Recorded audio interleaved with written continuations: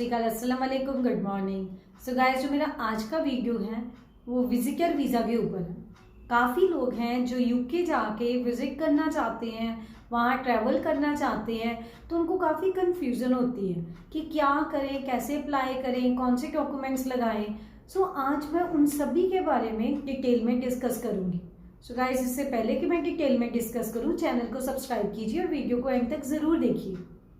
So good morning, this is Meenakshi और career guide. आज बात करते हैं visitor visa in UK.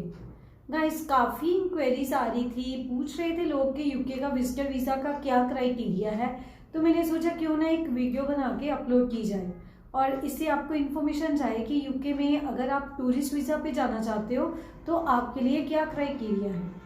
So guys, कुछ चीज़ों का बहुत ज़्यादा ध्यान रखना है। सबसे पहले कि आप अगर यूके में जाके ट्रैवल कर रहे हो तो क्या आपके पास ट्रैवल हिस्ट्री है।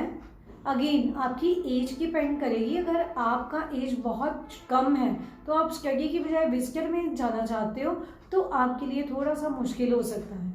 लेकिन अगर आप वहाँ पे ऑलरेडी हो और आप चाहते हो कि आपके पेरेंट्स यहाँ से वहाँ आपको मिलने आए, आपने वहाँ पे 6 मंथ्स ऑफ स्टडी कंप्लीट कर लिया है, तो आप अपनी यूनिवर्सिटी से लेटर लिखवा के आप अपने पेरेंट्स का वीज़ा फाइलिंग कर सकते हैं। अगली बात आती है कि डॉक्यूमेंट्स किस किस चीज़ की ज़रूरत है। गाइस, सबसे पहले आपका जो ट्रैवल है या आपका वहाँ पे अकोमोडेशन है या आपका जो ट्रैवल प्लान है, एक कवरिंग लेटर में ये सारी चीज़ें आपने एक्सप्लेन करनी है। कवरिंग लेटर क्या होती है, जिसमें आप बताते हो अपने बारे में और डिटेल्स बताते हो अपनी आइटनरी के बारे में कि आप वहाँ पर कितने दिन स्टे करोगे, वहाँ पे आपने कहाँ कहाँ घूमने का क्या क्या प्लान किया है, वो सारी चीज़ें आइटनरी में आ जाती हैं। सो गाइस, अब बात आती है सबसे पहले कि आपके पास क्या इतने फंड्स हैं। आप अपने सेविंग अकाउंट का जो स्टेटमेंट है वो दिखा सकते हो अगर आप स्पॉन्सर कर रहे हो फ्रॉम यूके, उनकी बात कर रही हूँ। और उसके अलावा अगर आप अपना पासपोर्ट का जो डिटेल्स है कि आपका पासपोर्ट स्टेटस है वहाँ पर कि आप स्टडी वीज़ा पे हो या आप परमानेंट रेजिडेंट हो वहाँ के। तो अगर परमानेंट रेजिडेंट हो तो अकोमोडेशन भी आप अपना एज अकोमोडेशन अपना जहाँ पे भी आपका घर है उसका प्रूफ दे सकते हो। तो उसमें डेफिनेटली पता चल जाएगा कि आप वहाँ पे जाके अपने जो भी इनवाइट कर रहे हो, जिनको भी इनवाइट कर रहे हो, उनको वहाँ पे रखोगे। सो इसके साथ ही क्वारंटाइन प्लान को भी ध्यान में रखना, वो बहुत ज़रूरी है। इसी के साथ अगर आपके पास कुछ एक्स्ट्रा रिसोर्सेज हैं, चाहे आपका पास कार है, कार का जो आपके पास प्रॉपर है कि कार आपने लिया हुआ है, या आपके पास जो होम है, घर है आपका, अगर वो आपके नाम पे है तो आप उसका भी रजिस्ट्री वगैरह दिखा सकते हो। या अगर आप किसी के किराए के घर में रह रहे हो तो आप वहाँ पे जो आपके पास टेनेंट अग्रीमेंट है वो दिखा सकते हो। आपकी बैंक स्टेटमेंट बहुत ज़्यादा बेनिफिशियल रहेंगी, जहाँ पे आपकी सैलरी वगैरह आती है वो बहुत अच्छी रहेगी। इसके अलावा आप यूटिलिटी बिल भी दिखा सकते हो अपना कि जो भी आप जिसको स्पॉन्सर कर रहे हो उसके साथ आप अपना यूटिलिटी बिल, अगर आप वहाँ के पीआर होल्डर हो तो आप कोई टैक्स पे कर रहे हो तो वो अगेन केस को बहुत स्ट्रॉन्ग बनाएगा।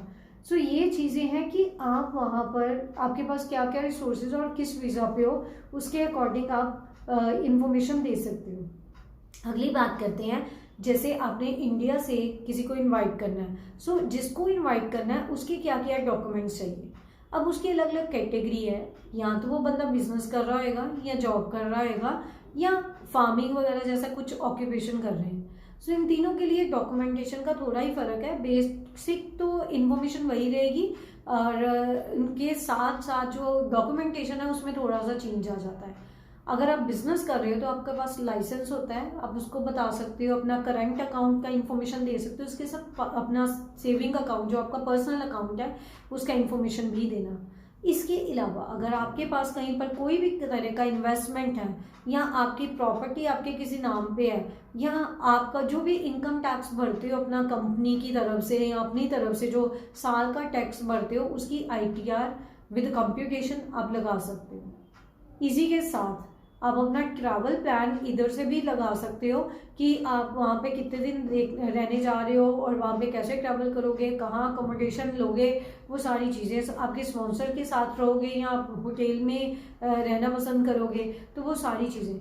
अगर आप होटल बुकिंग करवा रहे हो तो उसके लिए आपको मैं सजेशन देती हूँ कि booking.com पे जाके बुकिंग करवा लेना, क्योंकि वो आप एज ए वीज़ा पर्पस भी यूज़ कर सकते हो। और जब आप इन केस अनफॉर्चुनेटली अगर वीज़ा रिफ्यूज़ हो जाता है तो वो रिफंड हो जाता है आपको। सो ये चीज़ जब आप बुकिंग कर रहे हो तो ज़रूर ध्यान में रखना, ठीक है। अगली चीज़ वजह मैं आपको बताने जा रही हूँ वो है कि अगर आप जॉब कर रहे हो तो आपको NOC from the work place चाहिए, और आपकी जो 6 मंथ्स का सैलरी और जिस अकाउंट में वो सैलरी आ रही है, सैलरी स्लिप और उस अकाउंट का स्टेटमेंट अगर आप दोगे तो आपके लिए बहुत अच्छा रहेगा।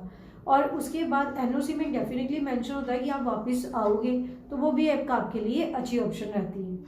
अगर आप फार्मर हो then go for J forms.